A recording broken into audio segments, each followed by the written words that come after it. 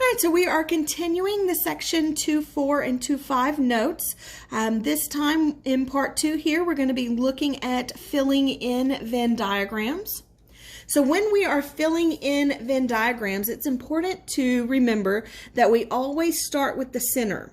The very overlap in the very center of the diagram is where we start filling in. We also want to make sure that we consider whole circles. Not just parts of a circle, but remember that the whole circle is set A. And then lastly, don't forget outside of the circles. Remember, your whole universe has to go in the box somewhere, and not everything is going to fit in an A or B set, so you'll have some things out here in the universe that don't belong in A or B. So for example here, we have that our universal set is Sally Smith, Tracy Strong, Sarah Johnson, Jim Jones, Mary Walters, Sue Jackson, and Sarah Thompson. So set A is going to be the people whose first name starts with an S. Set B is going to be the people whose last name starts with a J. So always start with the center. The center here is going to be where A and B overlap. It's going to be their intersection. It's going to be the ones that belong in set A and in set B. So that means they have to have their first name start with an S and their last name start with a J. So looking at our universal set, Sarah Johnson belongs in set A because her first name starts with an S, and belongs in set B because her last name starts with a J. So she belongs in the intersection. It's a good idea to mark them out as you use them so you know who you've used and who you haven't.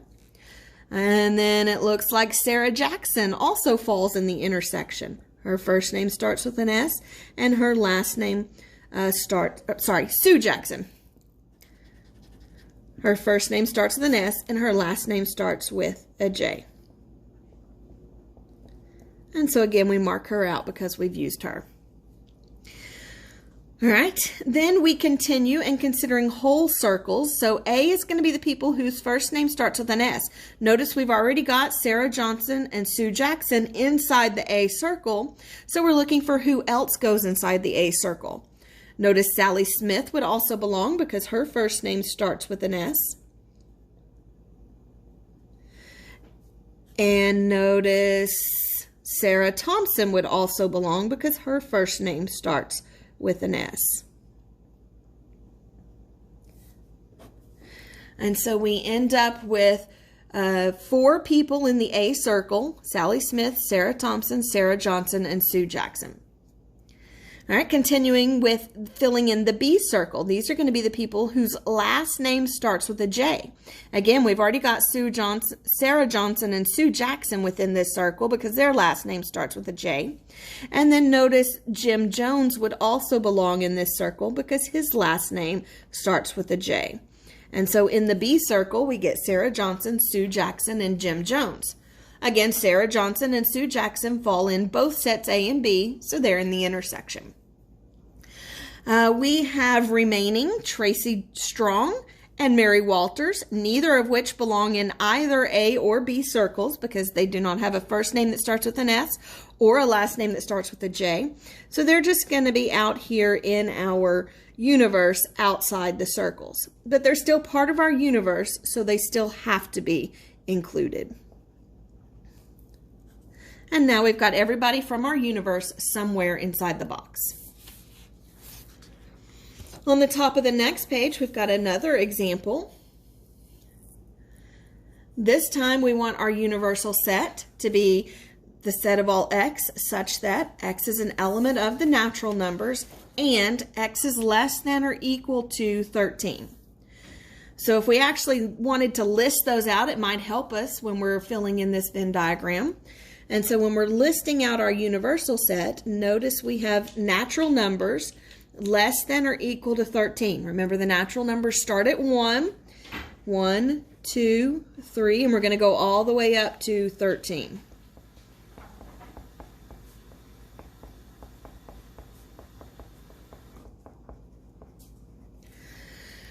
All right, so set A is going to be multiples of 2 And set B is going to be multiples of 3. Again, it might be handy to go on ahead and list out what those are. So when we're looking for multiples of 2 in set A, we're going to end up with 2, 4, 6, 8, 10, 12. Notice we stop there because set A has to come from our universe. 14, 16, 18, those are not in our universal set, so they do not belong in our set A either.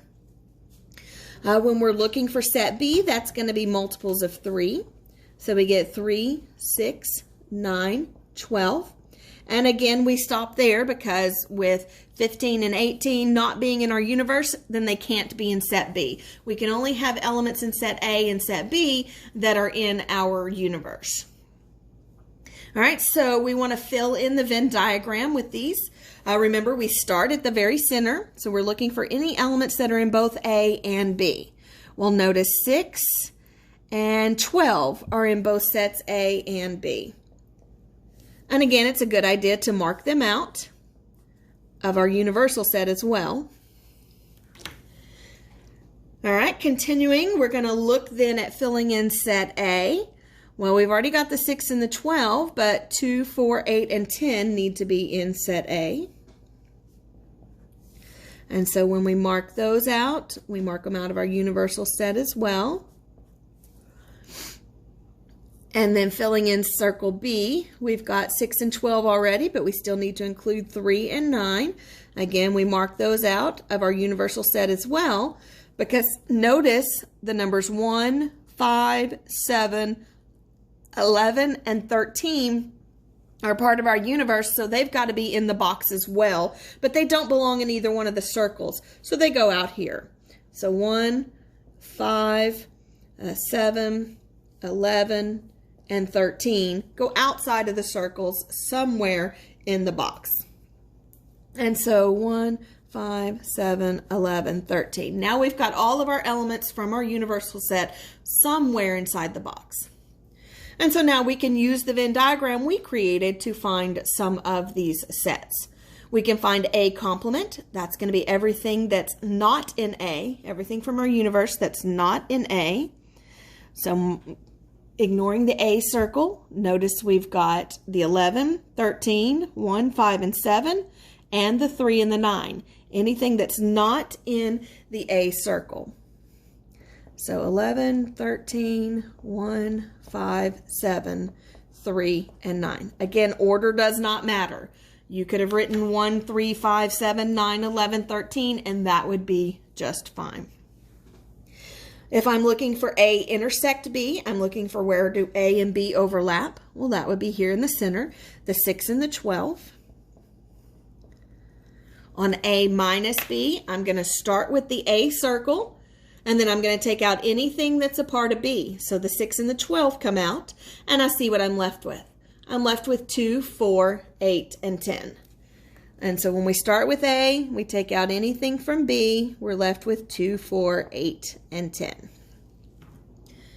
On the next one, A union B complement. So inside the parentheses, the union of A and B is going to be the two sets together, the one big family, everything from A, everything from B. So all of this is the union.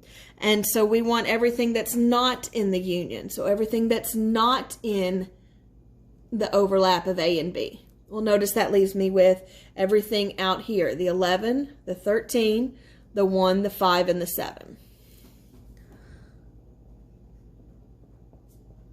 So 11, 13, 1, 5, and 7. And then lastly, notice it's similar, except we don't have parentheses this time. So this time we have A, and we have B complement, and we want the union. We want to put those together to make one big set, one big happy family. So we need everything from A, 2, 4, 6, 8, 10, 12. Those all have to be included. And then we want everything from B complement as well. And so remember, B complement is everything that's not B. So if we take out B, we get the 2, 4, 8, 10, the 1, 5, 7, 11, and 13. Anything that's not in the B set, those have to be included as well. So the 11 and the 13 have to be included. The 2, the 4, the 8, and the 10. Well, notice we've already included those. 2, 4, 8, and 10. So we don't write them again. And then the 1, the 5, and the 7 as well. And so we get everything from A, everything from B complement, all in one big set. All right, so the next thing we're going to look at is constructing a Venn diagram, only this time we've got 3 sets. And our set names didn't print this time, but there's set A, set B, set C, and the box represents our universal set. All right, so again, same thing though. We start at the very center. So we start here. This, notice, is going to be where all 3 circles overlap. And so we look at what do all 3 sets have in common. Well, they've all got a C, and it looks like that's it. C is the only thing that all 3 of those sets have in common. So we mark it out of our universal set as well. All right, then we work our way outward. The next thing we're going to look at is where do A and B overlap? What do A and B have in common? Well, obviously they've got a C in common, but notice that's already in the overlap of A and B. So we need to see where else do they overlap. Well, they have a D in common. And so we can mark out the D out of the universal as well. They also have a G in common. And then we can mark out the G out of the universal as well. All right, still working our way out. We need to see about this one. So we need to see what B and C have in common. Again, here's where B and C overlap. Obviously, they already have a C in common. We've already got that. But we look at what else do they have in common. Notice they don't have anything else in common. So nothing is going to go in this section right here. We need to fill in this set over here. Notice this is where A and C overlap. This is where A and C overlap. Again, they've already got the C in common, but we need to see what else do they have in common. So A and C also have an I in common. So the I goes there, and we can mark it out of the universal set as well. Now remember, we still need to consider whole circles, so still working our way out. We're going to see what goes here. Well, in the A set, we've got the C, the D, the G, and the I already in the A circle. We still need the E and the H. And then we can mark them out of our universe as well. In B, we've got the D, the G, and the C already, but we still need the A. And then we can mark it out and out of our universe as well. And then in C, we've got the C, the I, but we still have an F and a J that we need in the C circle. And so when we put those in, we can mark them out and mark them out of our universe as well. And then we notice we've used everything in our universe except B. So B still has to be part of our universe, but it doesn't belong in any of the circles, so it goes out here somewhere. All right, so we can use the Venn diagram then to answer questions just like we did before. If I'm looking for A intersects C, notice I'm looking for where do A and C overlap. Well, these 2 circles overlap here. And so if I'm looking for the overlap, well, they overlap. They have in common an I and a C.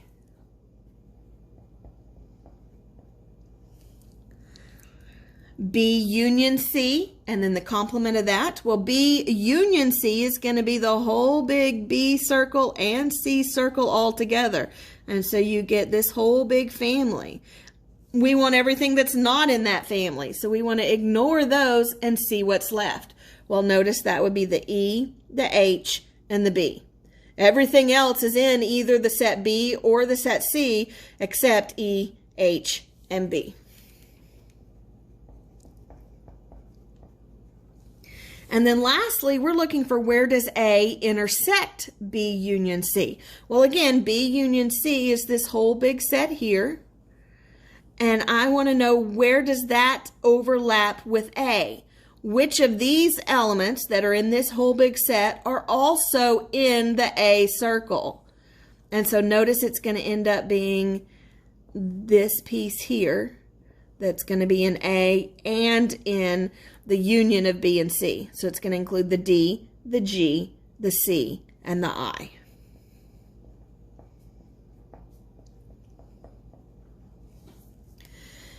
Now, sometimes we can do the same type thing, except we're asked to do it with large numbers instead of individual sets. And so we can use a Venn diagram and just put how many, put the cardinality of the sets instead of the actual elements. Now, this problem should look familiar. We did this one before with the inclusion-exclusion principle. The athletic director of a school surveyed 200 students. 140 like volleyball, 120 like basketball, 85 like both. If we fill in the Venn diagram this time, notice the 85 that like both go in the center. But remember that 85, because we're considering whole circles, this whole circle for volleyball has to include 140. It's already got 85 students in it, which means over here, if we subtract 140 minus 85, that leaves 55 students over here. So that you notice when you add the 55 and the 85 together, you get the 140 in the entire circle. Same thing for the basketball circle. The whole circle has to add up to 120. We've already got 85 students in that circle, so we can subtract and see that 35 need to go here. So that when we add the 85 and the 35, we get the 120. But remember, the school had 200 students in it. So we still have to remember those students that didn't do volleyball or basketball, didn't like volleyball or basketball, that were outside of the circles, but still in our universe somewhere. So if we add up the 55, the 85, and the 35, that gives us 175 students that we've taken into account. We still have to remember those other 25. Out of the 200, 175 are already included. That means out here there should be 25 students that didn't like volleyball or basketball. Once we've filled in the Venn diagram, then we can answer these questions. And so notice the first one was how many like volleyball but not basketball. Well, that's going to be our volleyball circle, but it's not going to include these 85 that like basketball. So that's going to be just the 55 here. How many like basketball but not volleyball? Same idea. The basketball circle, but we don't want to include these 85 because they like volleyball as well. So it's just going to be these 35 here. How many like basketball or volleyball? Remember, we did that with the inclusion-exclusion principle by adding these two and subtracting 85. You could also do it by adding the 55 that like volleyball only, the 35 that like basketball only, and only count this 85 once. And so 55 plus 85 plus 35, all of the students in the union of volleyball or basketball, and that ends up with the 175. And then how many do not like either? Well, out of the 200 students, 175 like one or the other. That leaves the 25 outside of the circles that did not like either. There's another example on the top of the next page. Same idea, except this is one that I want you guys to try. We've got Agway Lawn and Garden collected the following information regarding purchases from 130 customers. 74 purchased shrubs, 70 purchased trees, 41 purchased both. Fill in the Venn diagram, answer these questions. So pause the video and try that now. All right, so let's see how we did. Again, we have 74 purchased shrubs, 70 purchased trees, 41 purchased both. So starting with the center, we know that 41 is the overlap. Remember, we're considering whole circles. So in the shrub circle, there should be a total of 74. We already had 41. So if we subtract 74 minus 41, that leaves us with 23 over here. Considering the whole tree circle, it has to have a total of 70. We've already got 41. So when we subtract, that leaves 29 here. And then how many go outside of the circles but are still part of our universe? If we add up and see how many we've included so far, 23 plus 41 plus 29, that gets us 103. And when we subtract that from the 130, that tells us there should be 27 out here somewhere that don't belong in either circle. All right, so answering the question, how many purchased only shrubs? Well, that's going to be the ones in the shrub circle, but not including the 41 that purchased trees as well. So that would only be the 23. How many purchased only trees? Again, that would be the tree circle, excluding the 41 that also purchased shrubs. So it's going to be just the 29.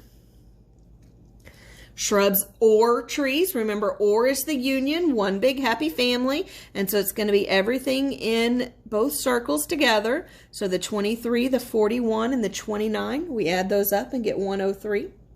Or you could have done your inclusion-exclusion principle there. Add the 74 plus the 70 and then subtract the overlap. Shrubs and trees. Remember, that's the intersection. That's these 41 in the center. And did not purchase either. That's the 27 that were not in either circle. All right, one more example, same idea, except we've got a 3-circle Venn diagram this time. And we can do the same thing. So we surveyed 1,000 households, determined how they got their news. They considered only television, newspaper, and the internet as sources of news. And so this is what was found. 724 got their news from television, 545 from newspapers, 280 from the internet, 412 from TV and newspapers, 185 from TV and the internet, 105 from television, newspapers, and the internet, and 64 from the internet but not television or newspapers. So when we are filling in our Venn diagram, remember we always start with the very center. So the very center is going to be all three, TV, news, and internet. Well, notice right here, 105 got their news from TV, newspapers, and the internet. So the 105 is what goes here in the very center. I'm going to check it off because we've used that one. All right, working our way out, if we're looking for what goes here, well, notice 412 got their news from television and newspapers. So television and newspapers has to be 412, but remember the overlap is going to be this whole big section here. And so we've already got 105 people in that overlap, so we need to subtract from the 412 to find out how much goes here. So 412 minus the 105, we get 307. And so notice if we add the 307 plus the 105, we do get the 412 that got their news from both television and the internet. Sorry, television and newspapers. We can look at the television and the internet next. Notice that's going to be this set here. It's going to be where television and internet overlap. And so we're looking for a total there of 185. We've already got 105 in that section. So when we subtract, that leaves 80 here. So that the total overlap for television and internet would be 105. Now we need to do this one next, newspaper and internet, but notice they didn't give us that. But they did tell us that 64 got their news from the internet, but not television or newspapers. So 64 got their news from the internet, but not television or newspapers. So just the internet, not any part of these two circles, has to be 64. And then that helps us because notice we're missing one piece of the internet circle. We're also missing one piece of the television circle. So we can take care of both of those. Let's do the television circle first. Notice we have a total of 545 get their news. Oh, sorry, wrong one. 724 get their news from television. 724, and in that circle we already have 307, 105, and 80. So if we add those up and subtract from the 724, that leaves us 232 here getting their news from television. Now again, in the internet circle, we're missing one piece. So with our internet circle, we've got 280 got their news from the internet. Notice we've already got 105, 80, and 64 in that circle. That leaves, adding those up and subtracting from the 280, that leaves 31 here. And then lastly now, we only have one part of the newspaper circle left. So again, the newspaper, there was 545, should be in that whole circle. We've already got 307, 105, 31. So add those all up, subtract from the 545, that leaves us with 102.